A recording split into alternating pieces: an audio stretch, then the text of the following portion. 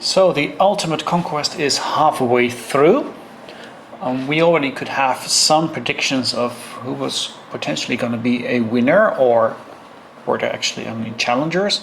And let's have a look how they did so far. Well, how could we predict a potential winner? Well, you can have a look at the world ranking. You already can see the alliance power rankings, and if it translates to the strength of that alliance also in events, you could predict that here the top 5, so N3O, Run, IKW, CTP and KAC, would battle for the final victory. And if you look at the cross server rankings, you can see that here Run had a pretty big lead over the number 2, which is the N3O. They are very well organized. And then just below N3O you had the Immortal Koreans, and then you had a small gap again, and then you have, let's say, a mid-tier of FDH going to, I would say here, to Oblivion. Then there was another gap going from Rest in Pieces all the way down to the Russian alliance. So let's have a look how they did so far.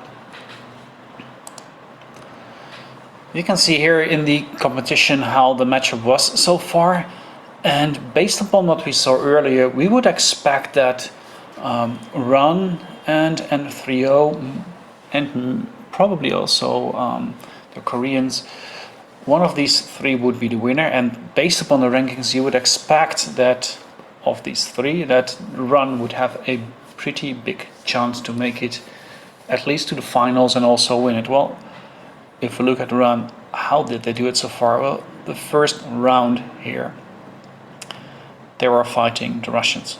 They won. The next round, they were fighting CTP. They won. They were fighting MAD. They won. And the upcoming match is against BDR, and if they win it, they will be in the final match. So far, Run really did what was expected.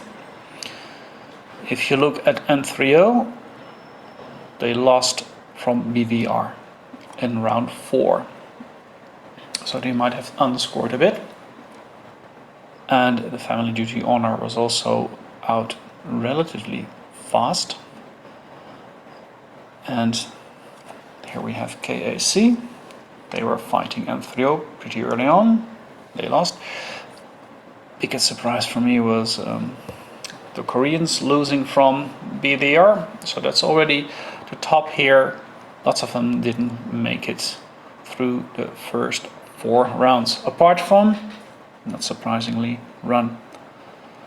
Since we have them here, let's have a look how they did so far.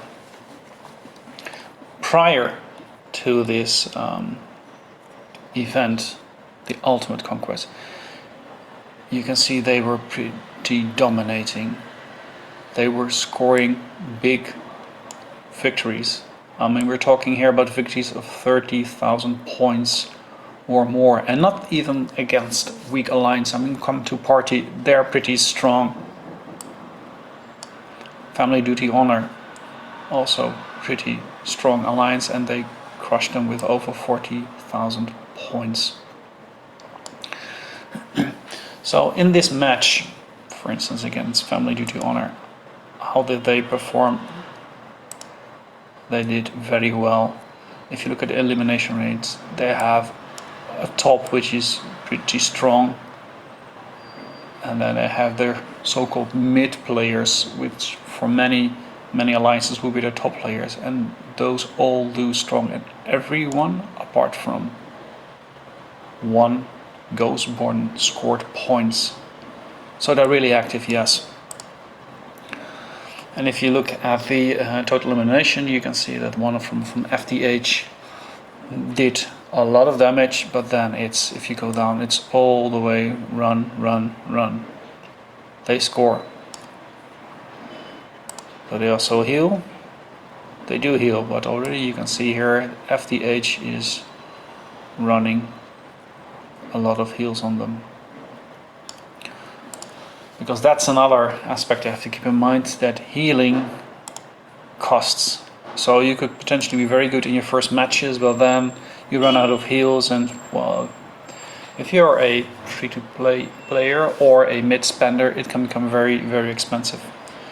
However, I don't think that's the case with Run. They are very good with their heals. Also, the second match against KAC. How did they do? I would say not bad at all. If you look at the top, and we know Peacetown, Meromia, CCP, those are the strong ones, but if you look for the rest, it's all running over.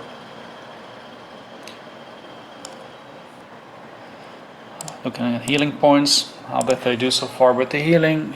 You can see a lot of KAC, and not surprisingly, Savo heals also a lot. But you see they did not heal as much as they had to.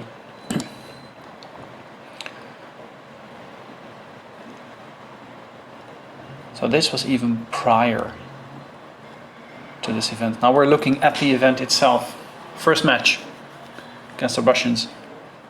58,000 points difference. And the Russians had the highest ranking power player, Bizaming, in there, but it didn't do much. Yes, Bizaming scored a lot of elimination points, but just look at position number 2. Just going all the way down. It's just run, run, run, run. So that was relatively an easy victory. Then we have the second one. CTP. How did he do against them? Almost 40,000 points. And again, you see a lot of run players in the top. CTP also has a pretty good number of players, but the moment you scroll down to regular players, let's say not the max out accounts, you see a lot of runs showing up. They do very, very well. And then they had the match against Massive Destruction. Nearly 35,000 points difference. And again, if we look on the top, yes, you see the view of the match, which was also expected, but for the rest, it's just run all over the place. And they do very well. And also, if you look at the numbers that they put into battles, it's well over 80. And they also, at some matches, reach it well over 90. There's a few times that we really don't need it, like for instance when you see here they had 79, but they put in a lot of players. Here look, even 96 players. So far they really did beyond expectation. So is Run a legit contender? Yeah. And to be honest, I don't even expect any other alliance to come even close to Run winning this event. So if you see a matchup and you can bet on an alliance to win it, if you see Run, the question is not only will they win it, the only question is with how many points difference will they win it. And I think it will be all the way up to the finals, because I don't see anyone coming close to Run. So my prediction for the winner of Season 7 Ultimate Conquest, Run, hands down.